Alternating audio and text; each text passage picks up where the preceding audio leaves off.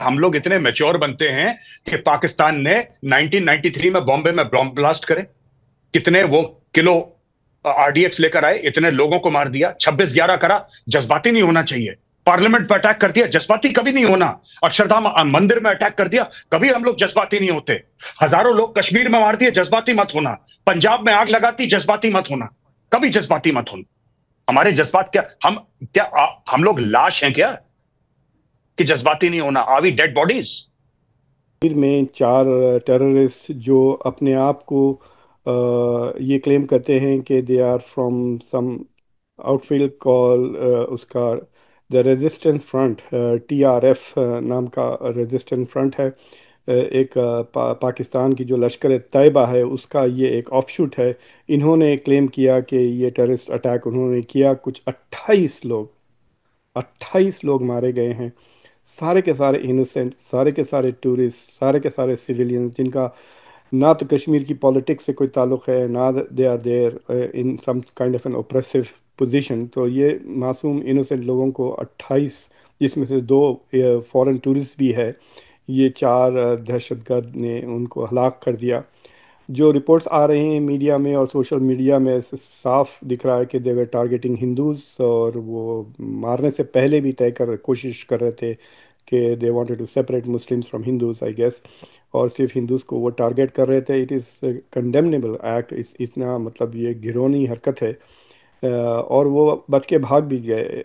4 के 4 अभी उनको तलाशी कर रही है। Indian army searching for them, और आई होप कि वो जल्द से जल्द पकड़े जाए, एंड विदाउट एनी फर्दर मतलब और कैजुअलिटीज़ और फैटालिटीज़ के बगैर उनको जस्टिस पे पहुंचा दिया जाए। नहीं। देखिए ना, मैं आपको बताता हूं कि ये मारते रहेंगे आपको, पाकिस्तानी फौज मारती रहेगी। आप जब तक पाकिस्तानी पंजाबी फौज की लाशें उनके गांव में नहीं पहुंचाएंगे, या आतंकवादियों को मारना छोड़िए, हाफिज सईद दुश्मन नहीं है, आसिम मुनीर दुश्मन है। दुश्मन को पहचाने आप लोग प्लीज, ये मेरी रिक्वेस्ट है। Please recognise your enemy, it is general Asim Munir, it is not Hafiz Saeed, is it not Maulana Masood Azhar और सैयद सलाउद्दीन। ये दुश्मन नहीं है आपके। लेकिन अभी this is a horrible attack. 2019 के बाद से इतना बड़ा अटैक सिविलियन पे नहीं हुआ है। और ऑब्वियसली इसकी टाइमिंग इज़ आल्सो वेरी, मतलब 3 चीज़ें हैं जिससे मैं इसकी टाइमिंग के बारे में बात करना चाह रहा हूँ। एक्चुअली कहा कि vice president JD Vance India में थे, और आपको याद है जब डोनाल्ड ट्रंप की मुलाकात हुई थी नरेंद्र मोदी की, जब उन्होंने दोनों ने कहा था कि one of our targets is to fight Islamic terrorism. तो ये दूसरी चीज़ ये है कि नरेंद्र मोदी सऊदी अरेबिया गए हुए हैं, obviously to drum up investments in India.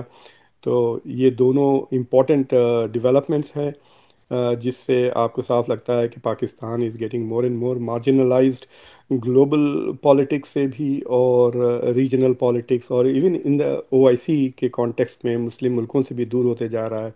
तो ऐसे वक्त ये अटैक होना, और ख़ास तौर से जनरल मुनीर की जो रीसेंट स्पीच हुई जिसमें वो बड़े बड़े दावे किए हैं अबाउट 2 नेशन थ्योरी और इंडिया के ख़िलाफ़ और हिंदुओं के ख़िलाफ़ कि हमारी आइडियोलॉजी सुपीरियर है, ये सारी चीज़ों के कॉन्टेक्स्ट में आप कह सकते हैं कि देयर इज़ अ डायरेक्ट और या इनडायरेक्ट कनेक्शन तो ज़रूर है। और as a group itself says कि वो is connected to Lashkar Taiba. तो this is a horrible thing. इसके 3-4 सवाल उठते हैं जो आर वेरी इंपॉर्टेंट, और मुझे लगता है कि the Indian media should really seriously discuss this things public में। तो एक कि इसमें क्या रोल है पाकिस्तान का, अनलेस कि पाकिस्तान की गवर्नमेंट इमीडिएटली पहले कंडोलेंसेस भेजे, और नंबर 2 इमीडिएटली अपना बॉर्डर खोलें और provide all facilities for India to investigate ये और लश्कर तैयबा के कनेक्शंस अगर है तो we need 100% cooperation from Pakistan.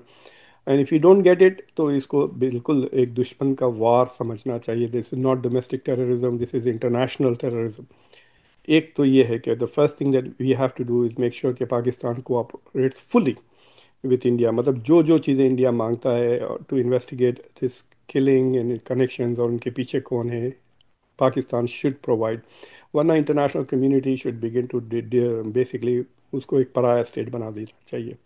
Indian Kashmir के अंदर आज एक दहशतगर्दी का वाकया हुआ है, जहां पे तकरीबन 25 से 26 लोगों के बारे में कहा जा रहा है, अनआर्म्ड सिविलियंस जो कि बिल्कुल टूरिस्ट थे जिनका किसी किस्म किसी चीज से कोई ताल्लुक नहीं था, उन पे अटैक किया गया है। सुनने में आया 4 से 5 गनमैन थे, उन्होंने इनडिस्क्रिमिनेट फायरिंग की है, जिसकी वजह से बड़ी तादाद में लोग जो हैं उनकी जानें चली गई हैं। आपको पता है नरेंद्र मोदी साहब सऊदी अरब हैं और जेडी वैंस जो हैं वो इंडिया के अंदर हैं। और जेडी वैंस के बारे में कहा जा रहा है कि वो कहते हैं कि नरेंद्र मोदी बड़े टफ निगोशिएटर है, इस वजह से हम उसकी इज्जत करते हैं।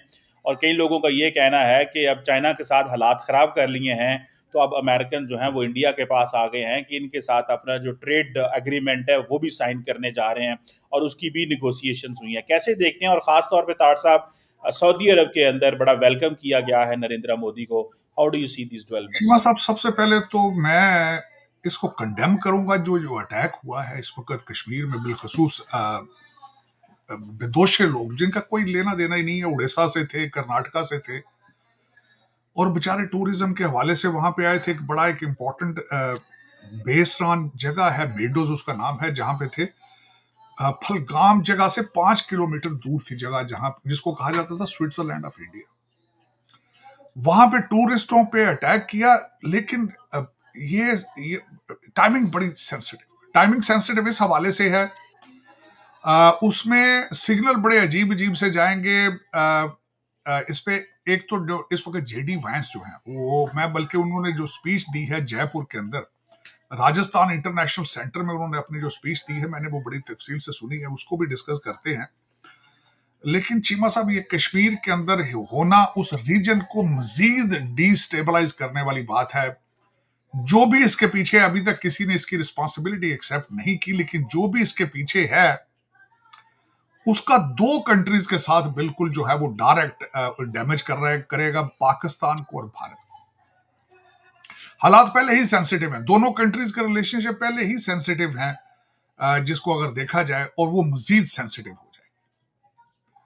दोनों तरफ से ब्लेम गेम्स आएंगी, रिस्पॉन्सिबिलिटीज, और पता नहीं क्या क्या होगा। और उस रीजन के अंदर जहां भारत इस वक्त अपने डिप्लोमेटिक रिलेशनशिप्स के हवाले से पूरी दुनिया के अंदर ग्रो कर रहा है, इकोनॉमी ग्रो कर रही है। मोदी साहब जो इस वक्त सऊदी अरेबिया और यूएई और अपने भारत के ट्रेड को प्रमोट करने के लिए वहां जा चुके हैं, ये कोई अच्छी खबरें नहीं है। मैं तो ये तो कंडेम करूंगा और दुआ करूंगा जो लोग बेचारे मारे गए हैं और जो जख्मी हैं, तो उनके लिए दुआ करनी चाहिए, सबको हमें दुआ करनी चाहिए। कश्मीर के अंदर हालात कुछ बेहतर थे। 3.5 मिलियन टूरिस्ट जो है वो 2024 में कश्मीर गए, जो कि उनकी एक इकोनॉमी का बहुत बड़ा सोर्स है। लेकिन देखा जाए, अब पता नहीं क्या लोग इसमें से क्या निकालना चाहते हैं। जो आज बच्चे आज यतीम हो गए हैं, जो औरतें बेवा हो गई हैं, जिन माओं के बच्चे मारे गए हैं, और इस चीज से हासिल क्या है? कोई हासिल नहीं इसमें। आज उमर अब्दुल्ला साहब ने भी, सीएम साहब हैं, उन्होंने भी इसको कंडेम किया है।